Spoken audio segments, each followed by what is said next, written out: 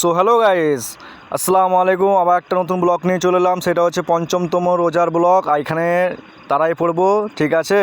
আর ওইখানে দেখো আমার দুটো বন্ধু আছে, ওই দেখো দাঁড়িয়ে আছে, হাই করে দিল, ঠিক আছে। আগে আগে দেখো ভাই কি ঠিক আছে, চলো। এ দেখো ভাই, ডেলিকা ডেলি চা খেয়ে চলে এলাম রামপুরহাট, এখান টুম করে ভাটশালা এখান টুম করে। তো চলো, এই দেখো চায়ের দোকান চলে এলাম, চা দিচ্ছে ভাই, সবাই মিলে চাটা খাবো, তারপর দেখা যাক কী কী হয়, ঠিক আছে। আর আমি তো এখানে আছি অবশ্যই তোমাদের লেগে সব টাইম, অল টাইম। তো চলো দেখি কী কী হয়, ঠিক আছে। আরও চাটা খেয়ে দিয়ে বাড়ি থেকে রওনা।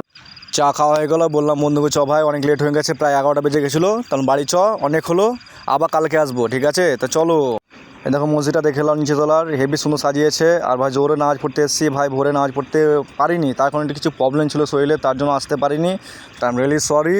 তো চলো আগে দেখাচ্ছি কী কী হয়, ঠিক আছে বন্ধুরা। আসরের নামাজ পড়ে নিলাম, সবাই দেখো বাড়ি থেকে রওনা হচ্ছে, আমিও দিচ্ছি, তার সাথে আমার বন্ধুরা যাচ্ছে, ঠিক আছে বন্ধুরা। দেখো এখানেই দেখলাম আমাদের মসজিদটাকে, দেখো মসজিদ আমাদের বাথানপাড়ার, আগে আগে দেখো, ঠিক আছে বন্ধুরা। এই দেখো ভাই আমি এখানটা আছি, চলো দেখছি আরও কী কী হয়। এই দেখো আমার বন্ধুরা সব দাঁড়িয়ে আছে, দেখো সব এক সব দাঁতুন করছে, বুঝতে পারলে। তো দেখাচ্ছি আরও কী কী হয়। আরও এই দেখো বন্ধুরা আছে সাইডে, সব দাঁতুন করতে ব্যস্ত এখন, আর একটু পর ইফতার করবো, তার জন্য, বুঝলে ভাই। তো ইফতার করবো, তারপর দেখাবো, ঠিক আছে। তার সাথে আমি তো এখানে আছি আর থাকবো অবশ্যই তোমার সাথে।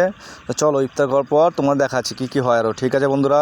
ভাই ইফতার করলাম, নামাজ পড়লাম, নামাজ পর এখান থেকে আমার ব্লগটা শেষ করলাম। যদি আমার ব্লগটা ভালো লাগে তো অবশ্যই লাইক শেয়ার কমেন্ট করে দিও, আর সাবস্ক্রাইবটা করে দিও, ঠিক আছে। গুড বাই, টাটা, খুদা হাফিজ।